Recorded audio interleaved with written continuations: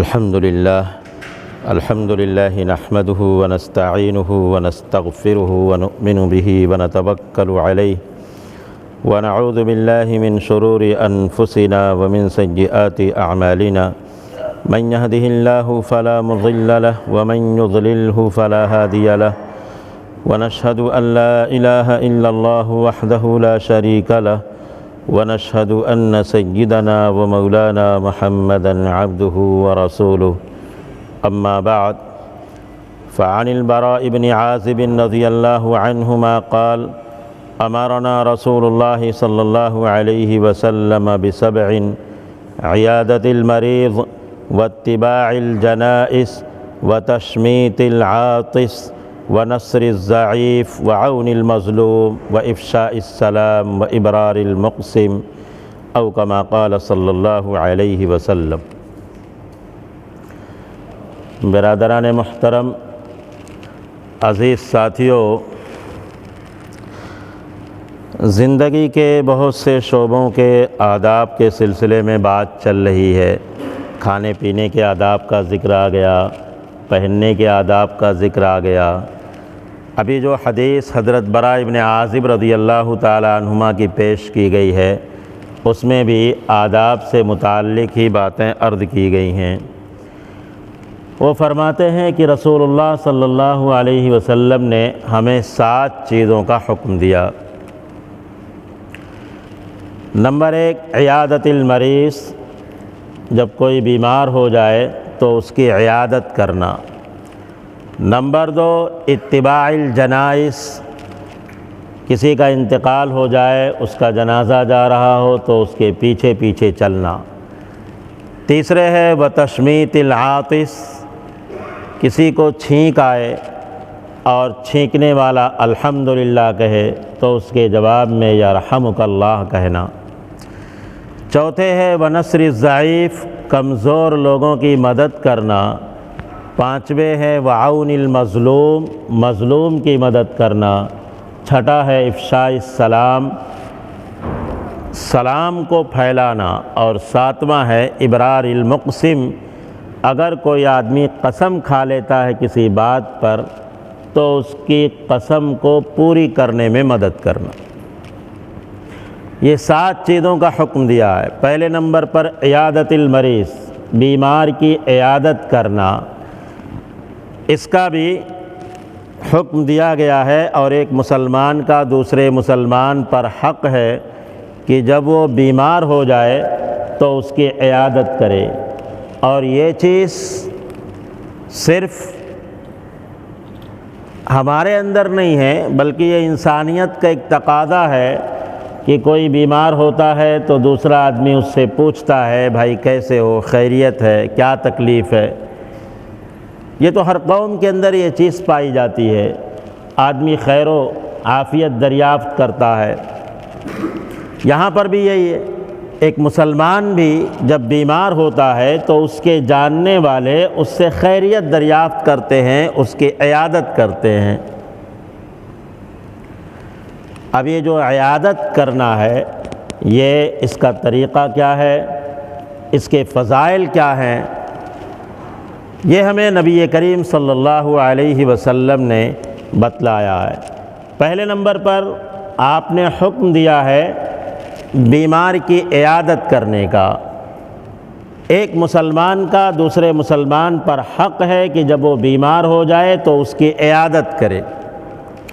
عیادت کہتے ہیں مزاج پرسی، بیمار ہو گیا تو اس کی خیریت دریافت کرنا، یہی عیادت کہلاتا ہے، یہی بیمار پرسی کہلاتا ہے۔ جب نبی کریم صلی اللہ علیہ وسلم نے حکم دیا ہے، یہ کرنے کے لیے کہا ہے، تو گویا کہ یہ ایک عبادت ہے۔ اب وہاں پر جب ہم عیادت کریں گے تو بحیثیت عبادت کریں گے، لیکن شیطان انسان کا بہت بڑا دشمن ہے۔ وہ ہر چیز میں چاہتا ہے کہ ایک مسلمان کوئی اچھا کام، پہلے تو چاہتا اچھا کام ہی نہ کرے، اور اگر اچھا کام کر لیتا ہے تو اس میں اپنا حصہ لگا دیتا ہے، کسی طرح اس عمل کو بیکار کرنا چاہتا ہے، برباد کرنا چاہتا ہے، اس لیے نیتوں میں فطور ڈالتا۔ اب آدمی جو عیادت کرتا ہے، ایک عبادت کا کام ہے، نبی نے حکم دیا ہے ہم کو کرنا ہے، لیکن اس کے باوجود آدمی سوچتا ہے کہ فلاں آدمی بیمار ہوا ہے، مجھے جانا چاہیے عیادت کرنے کے لیے، اگر میں نہیں جاؤں گا تو لوگ اچھا نہیں سمجھیں گے، لوگ کیا کہیں گے؟ یعنی عبادت کی فکر نہیں ہے، نبی کے حکم کی فکر نہیں ہے، لوگ کیا کہیں گے اس کی فکر ہے۔ پھر یہ ہے کہ اگر میں اس کے یہاں نہیں گیا تو کل میں اگر بیمار ہوں گا تو میرے یہاں وہ نہیں آئے گا، تو اس لیے جانا چاہیے تاکہ میں بیمار ہوں تو میرے یہاں بھی لوگ آئیں۔ یہ اس لیے یعنی بدلے کی دنیا ہے، بدلہ چاہتا، یا یہ سوچتا ہے کہ ہاں میں بیمار ہوا تھا تو فلاں آدمی عیادت کے لیے آیا تھا، اس نے میری خیریت دریافت کی تھی، اس لیے میرا بھی حق بنتا ہے کہ میں بھی اس کی خیریت دریافت کروں۔ یہ آدمی بدلے کی ترازو لے کر بیٹھا رہتا ہے، جیسا چاہتا ہے کہ سامنے والے نے میرے ساتھ کیسا سلوک کیا میں بھی اس کے ساتھ ویسا ہی سلوک کروں، یا میں اس کے ساتھ ایسا سلوک کروں گا تو وہ میرے ساتھ اچھا سلوک کرے گا، میری مزاج پرسی کرے گا۔ اس نیت کے ساتھ آدمی یہ عبادت کرتا ہے، عیادت کرتا ہے۔ ظاہر سی بات ہے اگر نیتیں اس وقت فاتر ہو گئیں، غلط ہو گئیں، تو اس صورت میں جو عیادت کا ثواب ہے وہ ثواب نہیں ملے گا۔ جو ایک مسلمان کا دوسرے مسلمان پر حق ہے وہ حق بھی ادا نہیں ہوگا۔ حدیث شریف کے اندر آتا ہے لیس الواصل بالمکافی ولکن الواصل من اذا قطعت رحمہ وصلها، کہ بدلہ دینے والا یا بدلے کی امید رکھنے والا یہ صلہ رحمی کرنے والا نہیں ہے۔ صلہ رحمی کرنے والا تو وہ ہے کہ جب اس سے قطع تعلق کیا جائے، اس سے رشتہ توڑا جائے تب بھی یہ رشتہ جوڑے، اس کو کہتے ہیں صلہ رحمی کرنے والا۔ اور یہی صلہ رحمی ہے۔ اگر آدمی نے کسی کے ساتھ اچھا سلوک کیا تو ویسے بھی اچھا سلوک کرے گا، لیکن اصل یہ ہے کہ کوئی برا سلوک کرتا ہے، کوئی تم سے کٹ کے رہنا چاہتا ہے، تم سے تعلق نہیں جوڑنا چاہتا، حالانکہ تمہارا عزیز ہے، رشتہ دار ہے، پڑوسی ہے، اس کے باوجود تم اس سے اپنا رشتہ استوار رکھو، یہی ہے اصل میں صلہ رحمی۔ اور یہ جو چھوٹے چھوٹے احکامات دیے گئے ہیں، عیادت کرنا، جنازے کے پیچھے چلنا، یہ سب اسی قبیل سے آتے ہیں۔ تو اصل یہ ہے کہ جو آپ کے ساتھ تعلق نہیں رکھنا چاہتا، ایسے لوگوں کے ساتھ اچھا سلوک کیا جائے، یہی صلہ رحمی ہے اور یہی اسلام کے اندر محمود۔ ورنہ آدمی بدلہ چکا رہا تو اس صورت میں وہ صلہ رحمی نہیں، وہ تو بدلہ چکانے والا ہو گیا۔ تو معلوم یہ پڑا کہ یہ عیادت کا جو حکم دیا گیا ہے وہ بطور عبادت ہم کو کرنا ہے۔ اب بطور عبادت کیا ہے؟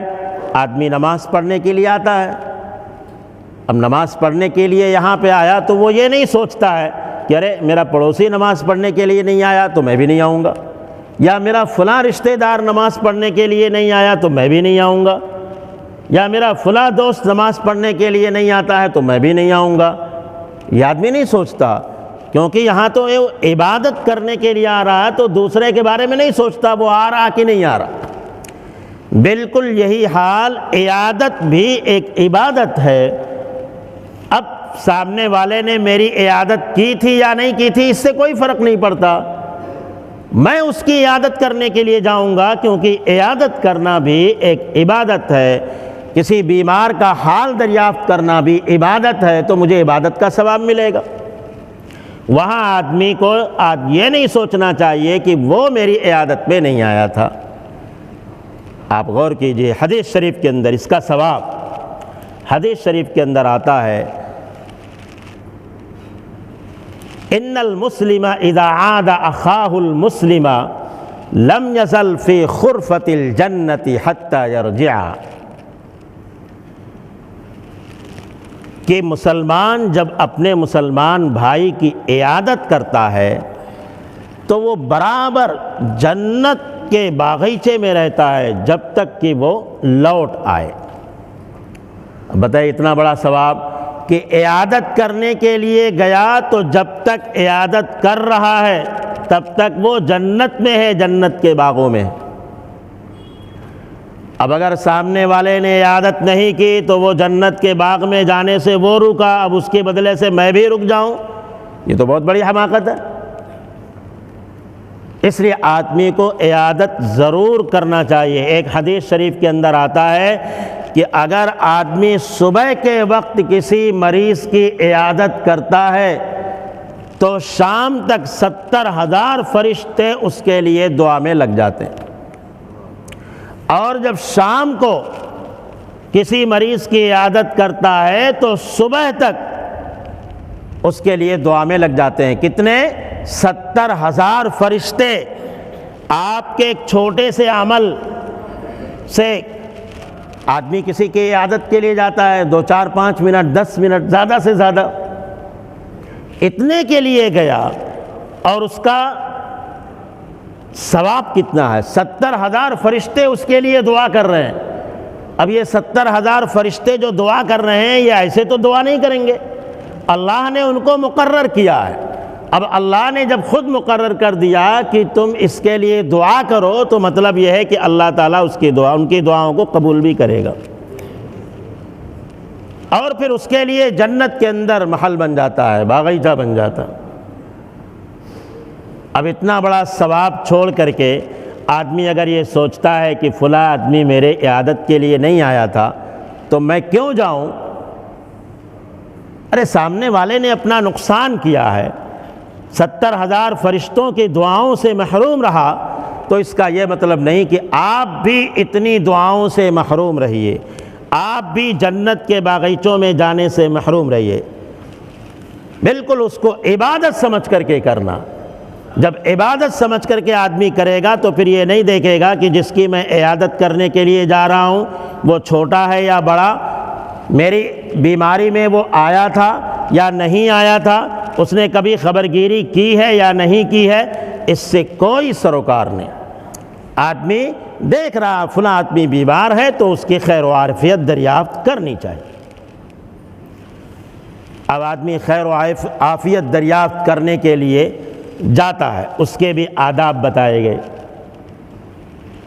کہ آدمی جب کسی کی خیر و عافیت دریافت کرنے کے لیے جائے، کسی کے بارے میں پتہ چلا کہ وہ بیمار ہے، اس کی عیادت کے لیے جا رہا ہے، تو سب سے پہلے خیال رکھنا چاہیے کہ اس کو کوئی تکلیف نہ ہو۔ آپ اس کی مزاج پرسی کے لیے جا رہے ہیں، ایک عبادت کے لیے جا رہے ہیں، اور عبادت میں کسی کو تکلیف پہنچانے کی کوئی گنجائش نہیں۔ کتنی بھی بڑی عبادت ہو، حج اور عمرہ بھی کر رہا ہو، حجر اسود کا بوسہ بھی لے رہا ہو، لیکن تکلیف پہنچانے کی گنجائش نہیں، کیونکہ وہ حرام۔ اب آدمی جب جا رہا کسی کے ہاں تو پہلے وقت کا تعین کر لے کہ کون سے وقت میں جانا مناسب ہے۔ اب ایسا نہیں کہ رات 12 بج گیا 1 بج گیا تو اب جا رہے ہیں مساج پرسی کے لیے۔ آدمی خود 1 بجے تک جاگتا ہے تو سوچتا ہے سارے لوگ جاگ رہے ہوں۔ کھانے کے وقت پہنچ گئے، یا دوپہر میں قیلولے کے وقت پہنچ گئے، یا ممبئی میں صبح میں جو ہے آرام کرنے کا وقت سمجھا جاتا ہے، 9-10 بجے تک لوگ سوتے رہتے ہیں، اس وقت آپ پہنچ گئے، تو اس صورت میں مریض کو بھی تکلیف ہوگی، اس کے گھر والوں کو بھی تکلیف ہوگی۔ آج تو بڑا آسان طریقہ ہے، آپ کسی کے ہاں عیادت کرنے کے لیے جا رہے ہیں تو ان کے کسی جو گھر والے ہیں یا انہی کے ذریعے سے آپ معلوم کر سکتے ہیں، فون کر کے میسج کر کے کہ مجھے عیادت کے لیے آنا ہے، کب آؤں؟ بہت آسان طریقہ، جب وہ بتا دیں آپ پہنچ جائیے۔ غرض ہے کہ اس بات کا پورا خیال ہونا چاہیے کہ مریض کو کوئی تکلیف نہ پہنچے۔ اب جب آپ وہاں پہ گئے تو وہاں پہ جا کر کے دنیا کی باتیں اور وہاں چائے اور پکوڑے کھانے کے لیے نہیں گئے، آپ نے مریض کی حالت پوچھی، کیا حال ہے، کیسی طبیعت ہے، کیا ہوا۔ بلکہ کیا ہوا بھی زیادہ نہیں پوچھنا چاہیے، بہت سی بیماریاں ایسی ہوتی ہیں آدمی بتانا نہیں چاہتا، تو اس لیے کیا ہوا وہ چھوڑ دو اس کے اوپر، اگر وہ خود بتا رہا تو ٹھیک ہے، لیکن کیسی طبیعت ہے پھر اس کے بعد اس کے لیے دعا کرو۔ حدیث شریف کے اندر چھوٹی سی دعا آتی ہے، لا بأس طہور انشاءاللہ، کوئی بات نہیں ہے، کوئی فکر کی بات نہیں ہے، ٹھیک ہو جاؤ گے۔ طہور، یہ بیماری تم کو گناہوں سے پاک صاف کر دے گی۔ آدمی کو جب تکلیف پہنچتی ہے تو اس صورت میں اگر وہ تکلیف میں بھی کسی راحت کی خبر ملتی ہے تو اسے تکلیف کا احساس کم ہو جاتا ہے۔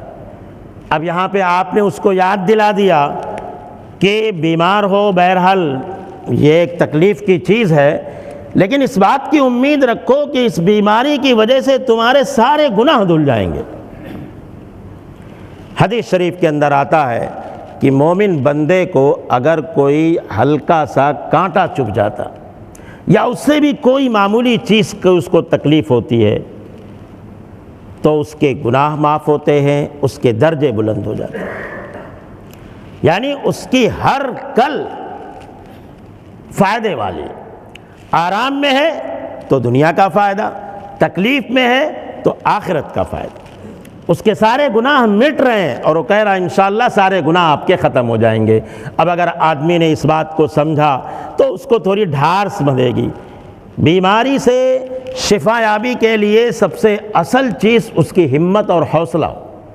اگر آدمی کسی بیماری سے حوصلہ ہار جائے تو وہ جلدی ٹھیک نہیں ہوگا، اور اگر اس کو حوصلہ ہے کہ نہیں یہ تو بیماری معمولی ہے، ٹھیک ہو جاؤں، تو آدمی انشاءاللہ ٹھیک ہو جائے گی۔ یہاں پہ ڈھارسی بتانا، اس کو حوصلہ دینا ہے کہ کوئی فکر کی بات نہیں، بیماری ہے آتی جاتی رہتی، انشاءاللہ ٹھیک ہو جاؤ گے، اور اس کا بڑا فائدہ یہ ہے کہ تم گناہوں سے پاک ہو جاؤ گے۔ ایک دعا اس کے لیے ہے۔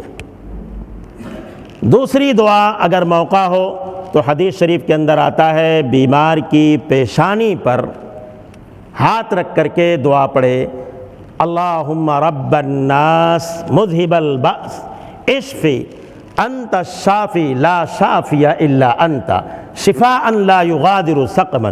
تھوڑی بڑی ہے، آدمی کو یاد کرنا چاہیے۔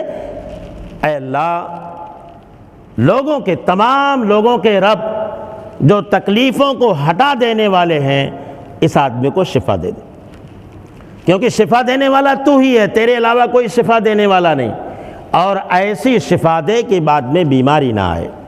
یہ پوری دعا کا خلاصہ ہوا۔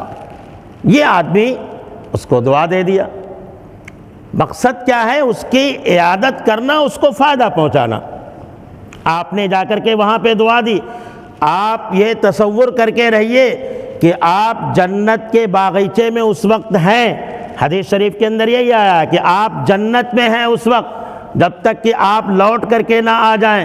آپ اس کی عیادت کے لیے گئے ہیں تو 70,000 فرشتے آپ کے لیے دعا کر رہے ہیں، تو آپ کی دعا تو لگے گی۔ بہت سے لوگ ہوتے ہیں کہتے ہیں ارے ہم کیا دعا کریں، انہی سے کہتے ہیں تم ہی دعا کرو۔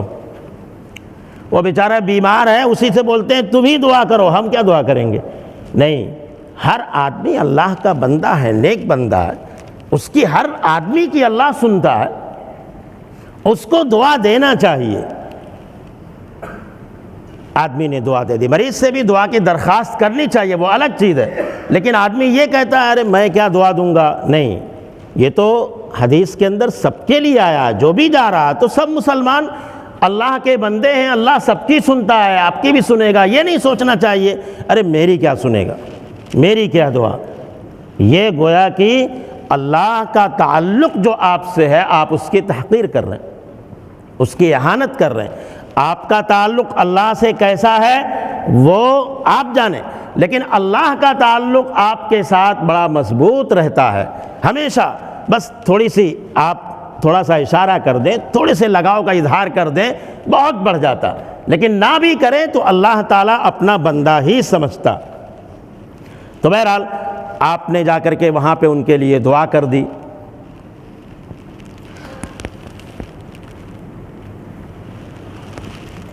جب آپ نے ان کے لیے دعا کر دی تو اب دعاؤں کا اثر یہ ہوگا کہ آدمی ٹھیک ہوتا جائے گا، اس کو حوصلہ بھی ملے گا، وہ ٹھیک بھی ہوتا رہے گا۔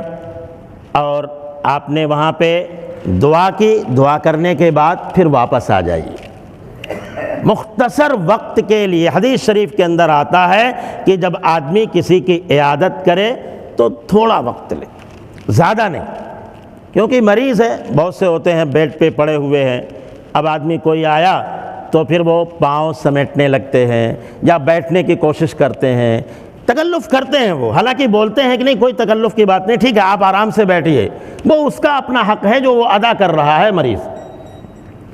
لیکن بہرحال آپ کو اتنا سمجھنا چاہیے کہ آپ کے آنے کی وجہ سے اس کو پیر سمیٹنا پڑا یا وہ لیٹا ہوا تھا تو اس کو بیٹھنا پڑا، تو اس لیے آپ زیادہ دیر تک وہاں بیٹھنے کی کوشش نہ کریں، وہاں سے جلدی واپس آ جائیں تاکہ پھر وہ آرام سے لیٹ سکے، آرام سے اپنے پیروں کو پھیلا سکے۔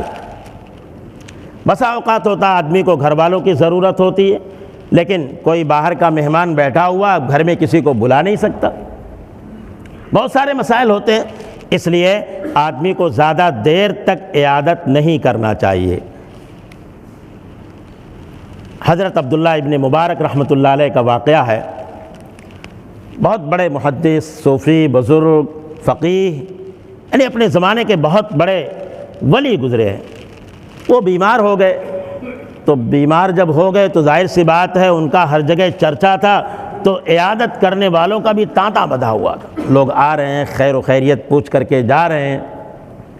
بسا اوقات شاید آپ سے بھی اتفاق پڑا ہو، کبھی کبھی بیماری کم مصیبت بنتی ہے لیکن لوگوں کا جو آنے والا تانتا بنتا ہے وہ زیادہ مصیبت بن جاتا ہے، اس لیے اس کا بھی آدمی کو خیال رکھنا چاہیے۔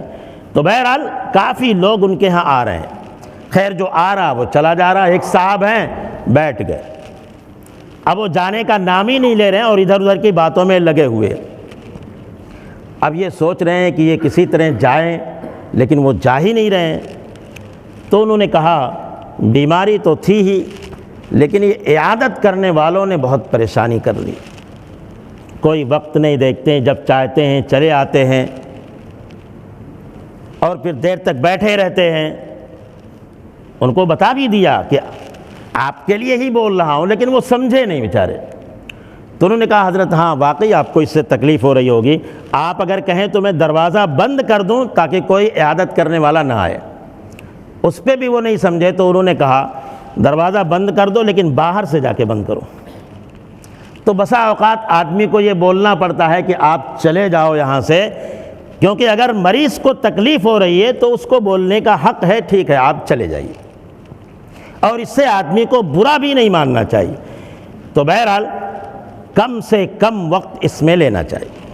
لیکن اگر آپ کا کوئی دوست ہے، عزیز ہے، آپ کے انتظار میں تھا، آپ کا بیٹھنا اس کے پاس کوئی تکلیف والا مسئلہ نہیں ہے، تو اس صورت میں آپ کے لیے گنجائش ہے کہ آپ کچھ دیر بھی بیٹھ سکتے۔ سب کے لیے ہر ایک ہی مسئلہ نہیں ہوتا، اگر آپ کے بیٹھنے سے اس کو راحت مل رہی ہے تو اس صورت میں آپ کا بیٹھنا اس کے لیے ٹھیک۔ بہرحال یہ عیادت کے لیے مسئلہ ہوا کہ عیادت کرنے کے لیے جائے، اسے دعائیں دے اور دعا دینے کے بعد وہاں سے رخصت ہو جائے، زیادہ وقت وہاں پر نہ لے۔ بسا اوقات ہوتا ہے کہ آدمی عیادت کے لیے جاتا ہے تو کچھ ہدیہ وغیرہ لے کر جاتا ہے۔ اب اگر ہدیہ آدمی کو دستیاب ہے، کوئی تکلف کی بات نہیں ہے، کوئی تکلیف کی بات نہیں ہے، لے جا سکتا ہے تو لے کے چلا جائے۔ لیکن آدمی کے پاس اگر ہدیہ دینے کی طاقت نہیں ہو رہی ہے، پھر وہ سوچ رہا ابھی میں جاؤں اور کچھ لے کے نہ جاؤں تو لوگوں کو برا لگے گا، اس لیے چھوڑو نہیں جاتا ہوں۔ یہ ہدیہ کی رسم ٹھیک ہے آپ کر سکتے ہیں، لیکن یہ عیادت کے اصولوں میں سے نہیں۔ اب اگر آپ نہیں لے جا سکتے اس کے یہاں کچھ، تو اس کا یہ مطلب نہیں کہ 70,000 فرشتوں کی دعاؤں سے بھی آپ محروم رہیں، آپ جنت کے باغوں میں جانے سے بھی محروم رہیں، یہ مطلب نہیں، بلکہ آپ جائیے، عیادت کیجئے اور دعائیں دے کر کے رخصت ہو جائیے۔ دوسرا، پہلا حکم حضرت براء ابن عازب رضی اللہ تعالیٰ عنہما نے فرمایا کہ نبی کریم صلی اللہ علیہ وسلم نے ہمیں 2 چیزوں کا حکم دیا، 2 نہیں بلکہ 7 چیزوں کا۔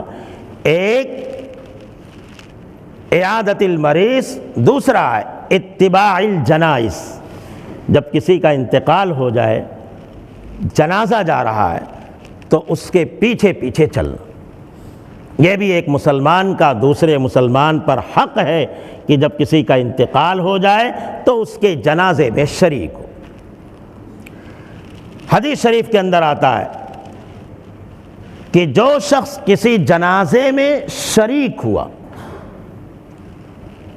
اور پھر نماز بھی پڑھی، من شہد الجنازۃ حتی یصلی فلہ قیراط، کہ اگر کوئی شخص کسی جنازے میں شریک ہوا اور نماز جنازہ بھی پڑھی تو اس کے لیے ایک قیراط، اور اگر وہ شریک رہا یہاں تک کہ اس کو دفن کر دیا گیا، تدفین تک شریک رہا، تو اس صورت میں اس کے لیے 2 قیراط۔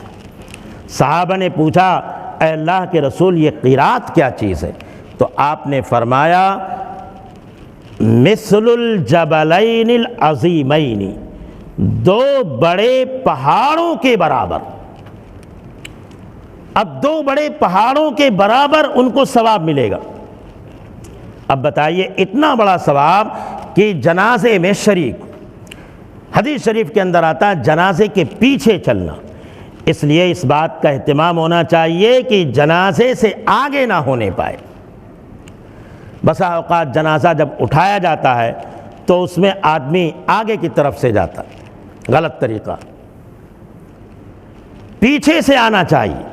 اور اس کا طریقہ ہے، پہلی بات یہ بھی یاد رکھیے، جب جنازہ اٹھایا جاتا ہے تو جیسے ہی اٹھاتے ہیں ویسے ہی کچھ لوگ ہوتے ہیں کلمہ شہادت پڑھتے ہیں، اشہد ان لا الہ الا اللہ۔ اب اگر اس سے منع کیا جائے تو وہاں پہ تو بوال کھڑا ہو جائے گا کہ کیا پڑھا، کلمہ ہی تو پڑھا ہے، کچھ غلط تو کیا نہیں۔ لیکن آپ یاد رکھیے یہ طریقہ کہیں بھی نہیں ملے گا آپ کو، نبی کی زندگی میں نہیں، صحابہ کی زندگی میں نہیں۔ وہ لوگ بھی تو کلمہ ہی پڑھنے والے تھے، اب آپ ان سے آگے بڑھنے کی کوشش کیوں کر رہے ہیں؟ جتنا کہا گیا اتنا ہی کی۔ اس لیے جنازے کے اٹھانے کے وقت کسی کلمے کا بلکہ کسی بھی ذکر کا جہری طور پر کوئی جواز نہیں، یہ سب مکروہ ہے، غلط طریقے ہیں، یعنی بات کی ایجاد میں سے۔ ایسے وقت میں خاموشی کی ترغیب دی گئی کہ آدمی خاموشی کے ساتھ جنازے کے پیچھے چلے۔ جنازہ اٹھانے کے لیے بتایا، اب مریض ایسے میت اس طرح رہتا ہے تو اس کے داہنی طرف کا جو کندھے والا حصہ ہوتا ہے وہاں پہ آپ پہلی مرتبہ کندھا لگائیے، اور کم سے کم 10 قدم آدمی کو چلنا چاہیے۔ بسا اوقات کیا ہوتا ہے آدمی نے جیسے ہی کندھا لگا بھی نہیں ٹھیک سے، دوسرا کوئی لپک لیتا، یہ غلط طریقہ۔ جو آدمی لگایا ہے اس کو کم سے کم اتنا موقع دینا چاہیے کہ 10 قدم چلے، اس کے بعد پھر داہنی طرف والا جو قدم والا حصہ ہے وہ لے، 10 قدم چلے، پھر اس کے بعد بائیں طرف والا جو کندھا ہے اس کو لے، پھر بائیں طرف والا جو قدم والا حصہ ہے اس کو اپنے کندھے پر رکھے۔ اس طرح جنازے کے ساتھ کم سے کم 40 قدم چلے۔ یہ 40 قدم چلے گا، سب لوگ اسی طرح چلے تو کوئی دقت ہی نہیں، لیکن ہوتا یہ ہے کہ ایک آدمی نے بھی ہاتھ لگایا نہیں کہ دوسرا لپک لیتا ہے۔ ہاں اگر کوئی کمزور ہے، آپ محسوس کر رہے ہیں کہ اس کو اٹھانے میں تکلیف ہو رہی ہے تو پھر آپ لپک سکتے ہیں، لیکن اگر ٹھیک ٹھاک ہے تو اس کو کم سے کم 10 قدم چلنے کا موقع دینا چاہیے۔ پھر جنازے سے آگے نہیں، جنازہ سے پیچھے پیچھے ہی چلنا چاہیے۔ اب شہروں کے اندر چونکہ قبرستان دور ہوتے ہیں، وہاں تک پیدل جانا بھی ایک بہت بڑا مسئلہ ہوتا ہے، لوگ گاڑیوں سے جاتے ہیں، لیکن جب گاڑی سے آپ وہاں پہنچے قبرستان تب بھی اہتمام رکھیں کہ جب جنازہ آگے جائے گا تو ہم اس کے پیچھے جائیں۔ جب جنازہ قبرستان میں رکھ دیا گیا اس کے بعد آپ کو بیٹھنے کی اجازت ہے، اس سے پہلے آپ نہیں بیٹھ سکتے۔ جنازہ پہلے رکھا جائے گا، بعد میں آپ بیٹھیں گے، لیکن اگر آپ کو تکلیف ہے، کھڑے نہیں رہ سکتے، تو اسلام کے اندر تو اتنی گنجائش ہے، جو کھڑا نہیں رہ سکتا جس کو تکلیف ہے وہ تکلیف کے حساب سے عمل کرے گا، یعنی اس کو بیٹھنے کی اجازت۔ لیکن آپ کو کوئی تکلیف نہیں ہے تو اس صورت میں آپ اس بات کا اہتمام کریں کہ پہلے جنازہ رکھ دیا جائے، اس کے بعد پھر آپ بیٹھیں۔ یہ جنازے کے آداب میں سے ہوئے۔ تو مریض کی عیادت کرنا یہ بھی ایک مسلمان کا دوسرے مسلمان پر حق ہے، اور جب کسی کا انتقال ہو جائے تو اس کے جنازے میں شریک ہونا۔ مریض کی عیادت یہ مردوں کے لیے بھی ہے، عورتوں کے لیے بھی ہے، یعنی عورتیں عورتوں کی عیادت کریں گے، مرد مرد کی عیادت کریں گے، لیکن جنازہ صرف مردوں کا کام، وہ مردوں کے اوپر حق ہے، عورتوں کے اوپر نہیں۔ چاہے وہ جنازہ مردوں کا ہو یا عورتوں کا ہو، وہ حق صرف مردوں کے لیے ہے۔ اس لیے اس میں اہتمام ہونا چاہیے کہ صرف مرد شریک ہوں، عورتیں شریک نہ ہوں۔ اللہ کا کرم ہے کہ ابھی تک حالات تو ایسے ہی ہے کہ اس میں عورتیں شریک نہیں ہوتی ہیں۔ اللہ تعالی عمل کی توفیق عطا فرمائے۔ وآخر دعوانا الحمدللہ۔